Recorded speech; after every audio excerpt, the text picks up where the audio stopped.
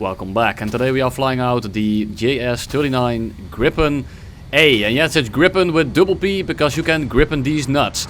This thing is a nifty little aircraft. It's kind of weird, it's on rails, it doesn't pull a hell of a lot of AOA, but it feels an awful lot like the old F-16 did. And for everyone that was coping back then and saying that the F-16 wasn't a very good plane, I got news for you. This thing is pretty damn good. It of course specializes in dogfights and simply just having an infinite amount of countermeasures. We are running 6 AIM-9Ms, we are running 20 minutes with a fuel tank, just so you can drop it off if you really need to. The main issue with this thing is that it's so damn fast for its own good, and because it doesn't really pull that much AOA, it also doesn't lose any if you are just gonna be hammering the afterburners. And if you do this at the wrong time, you are gonna lose all of your position in the dogfight very quickly, and they're gonna end up on your 6. Now this is not really that much of an issue most of the time. The issue is that when you pass out, you won't be able to drop countermeasures, and secondly you're just gonna kind of drift in front of your enemy, and you don't want this to happen, especially at the same time against something with maybe a missile like the R-73, because it is gonna be the end of your game. And to very quickly demonstrate what I meant about the Grippen being kind of on rails, it's not a bad thing, especially at higher speeds. It just doesn't really pull that much AOA. You can see it on the screen, it's 7.6 degrees at like 1000. I keep passing out and then I start gaining speed. That's pretty normal, F-16s and stuff do that as well. And this thing just doesn't lose speed. And if you want to test the turn at a little bit of a lower speed, we actually need to start air braking and make sure we go into the speed range to show you what it can do. We are going to try to do 800, so we throttle back up and we're going to slam the elevator. Now it does start pulling quite hard. It starts turning very quickly, the AOA is out of this world, and at these speeds this thing is in its absolute element. You can tell that it's maintaining about 600 quite nicely. Now we are losing a bit of altitude, which means that we are gaining speed in the horizontal manner as well, because of course altitude is energy and energy is speed. But you can tell the turn rate here is insane, and it's not really dropping speed that quickly, which is another strength of this thing, because the more speed you have, the better this thing turns, at least at the lower end. So I'm talking about if you go 600, you turn better than at like 300. And this thing can maintain 500 to 600 quite nicely, so by the time you run out of energy, well, you already have all the position to do whatever you want. Now let's take a look at the Su-27. You can instantly see that the speed bleed and the AOA is through the roof. But the speed bleed is the main issue here. People that say that the Su-27 is gonna be the best dogfighter next to the Grippen, I have news for you. This flight model isn't that fantastic when it comes to the stall speed control, which is kind of funny considering the flanker is notorious for it. You can see that the turn rate, not really there. The AOA is good, but that doesn't really get you anything other than maybe an easier shot. And it's just kind of falling out of the air. Keep in mind that the turn rate of something like an F-16 is closer to 18 to 19 degrees a second at these kind of sustained turns. It's not really holding a candle to it, and the Grippen just absolutely rinses this thing. And this thing just starts falling out of the air. Also notice how much altitude we are losing. Now for comparison's sake, because I did mention the F-16, this is the F-16A, which has the best flight performance out of all of them. And you can tell that it also turns quite nicely, it holds its speed quite well. And at high speed they are kind of similar. Kind of similar is in the sense that you compress and you hold your speed very well and you keep passing out. Then when we do it at 800 and with this plane, just like with the Grippen, we need to slow down, get another try to actually make sure we can get to those speeds. So we are just gonna keep this turn up, and eventually you will see that we start losing the turn rate on the bottom. It starts ticking down, and this will go down to about 19 to 18. And there's nothing wrong with that. The issue is that the Grippen will be behind you, at least in terms of stats. Now how this really pans out in actual dogfights, we need to test a little bit more in depth, but this is just to give you a little bit of a ballpark on how these planes are performing right now. We will test them all a little bit more in depth, but I want to fly them all in actual games first, see how they feel, and then we really start getting into the 1v1 performance on a more competitive level. The Grippen itself is, again, just a bit of a rat fighter. You just throw it in there, you dogfight 10 people at once, and as long as you have speed and maybe some countermeasures, of which coincidentally you have a trillion of, you're gonna be completely fine. So this thing is basically one of the most brain-dead planes you've ever flown. And simply of player stats, I've not seen anyone actually do bad in it yet, which should indicate to you that it's pretty easy to pick up and fly.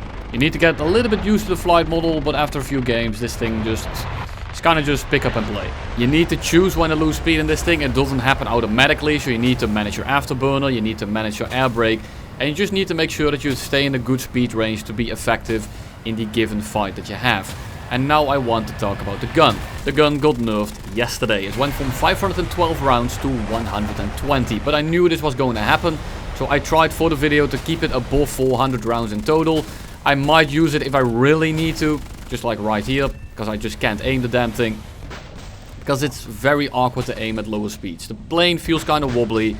It feels kind of weird. It's not unaimable per se, but you need to get used to aiming the gun at lower speeds. At higher speeds, it's just about you locking up basically. And the gun is extremely bipolar. And we are gonna take a look at that with this clip right here. Well, after the MiG-23 dies anyway. So we are gonna try to reverse him. We drop the fuel tank. We just pre-flare. He doesn't have missiles that really go through my flare, but I want to pre-flare anyway.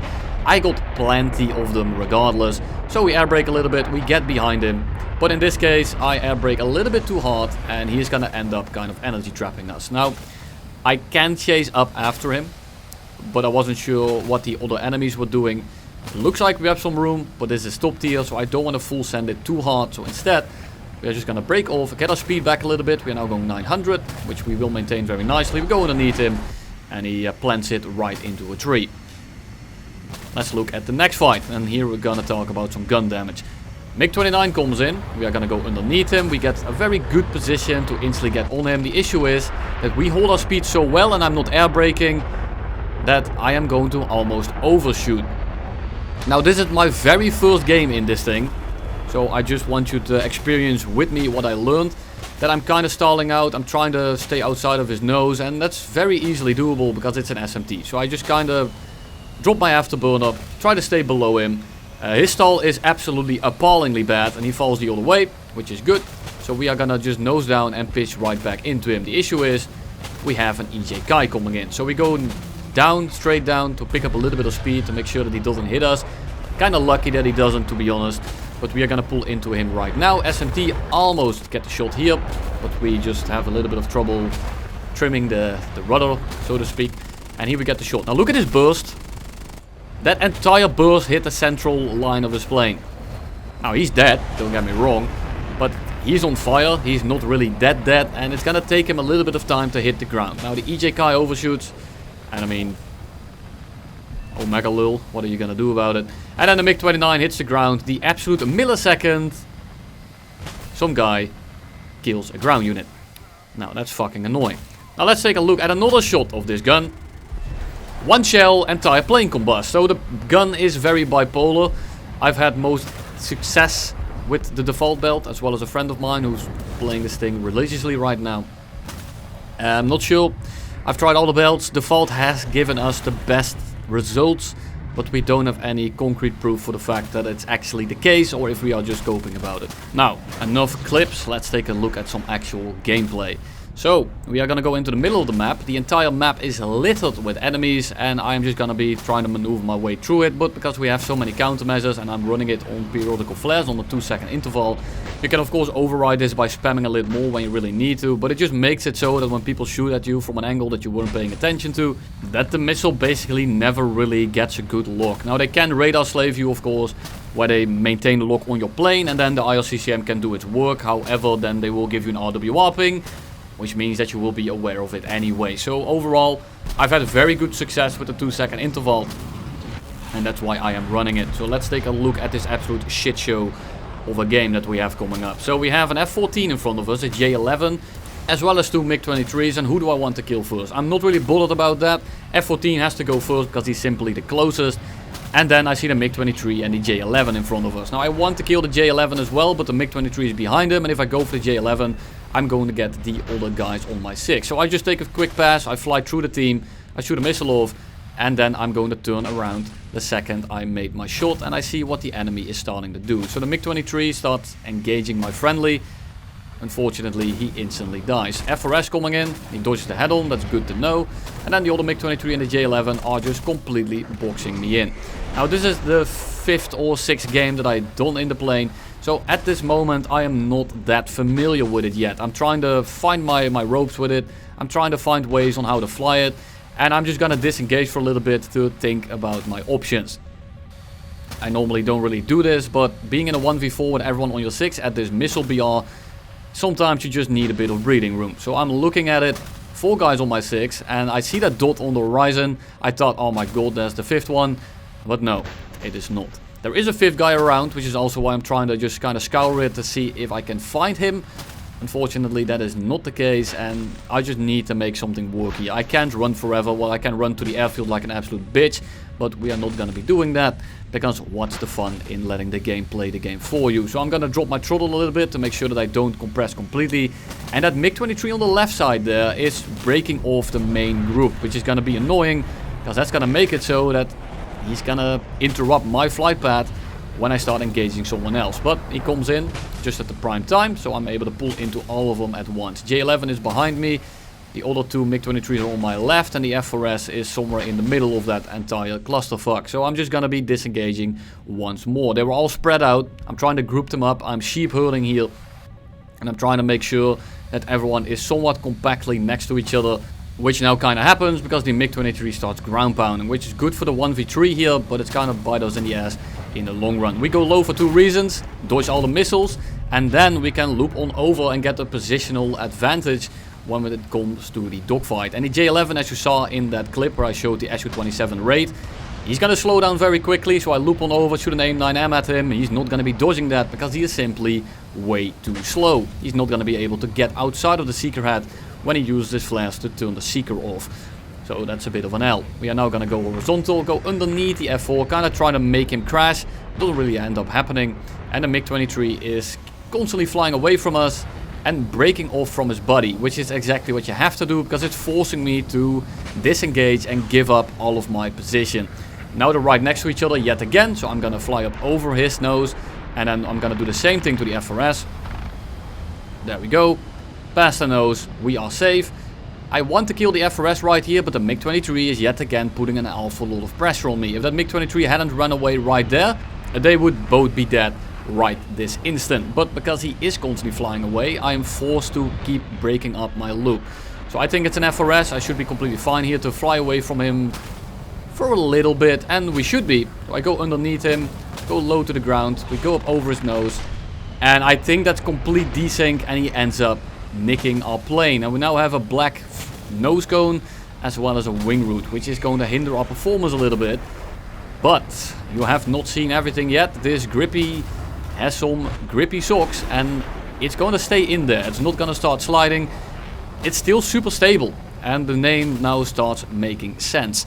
F4S is going to go very slowly in front of us. He's not going to be able to pull into this, so we just pull in, we spray a little bit. He slams it into the ground.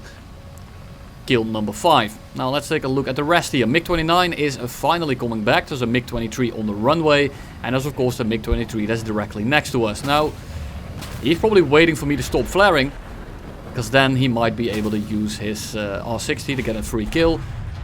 I'm just not using periodical anymore, because I don't need to. I'm able to look at 2 people at once, so I don't have to use my periodical flares. He might have thought that I was out of them, but I was not. MiG-23 seems to be flying away from us. MiG-29 starts pulling in. It's an SMT. We go for the shot, get a crit, but again it just does an awful lot of nothing. MiG-23 actually does re-engage us, and at this point I think to myself, I kind of want to land, I want to repair, I want to rearm, but the tickets are not going to allow me to. So I need to make a play here as fast as I can, essentially. Waiting for the missile to lose lock. Not tracking me anymore. MiG-29 is coming in. We dodge the missile by pulling straight into it. Flare a little bit on the next missile. Flare a little bit on the next missile. At this point they must be getting a little bit desperate, and that's understandable. Overall, this MiG-23 ML that's directly underneath me has won them the game. If that guy wasn't there, this would have been an awful lot easier. So GG to you. MiG-29 is trying to fly away from me. The MiG-23 is just keeping constant pressure on me. So at this point, I mean, there is no real way of actually winning this, unless they all just plant it into the ground right now. Unfortunately, and that is of course exactly what happens. We end up winning the game. Unfortunately, the screen is kind of bugged, and it looks like the blue tickets go down a little bit quicker. Thank you all for watching. You'll see me all tomorrow with probably the Su-27 if nothing goes wrong with it. Otherwise you might see the AMX.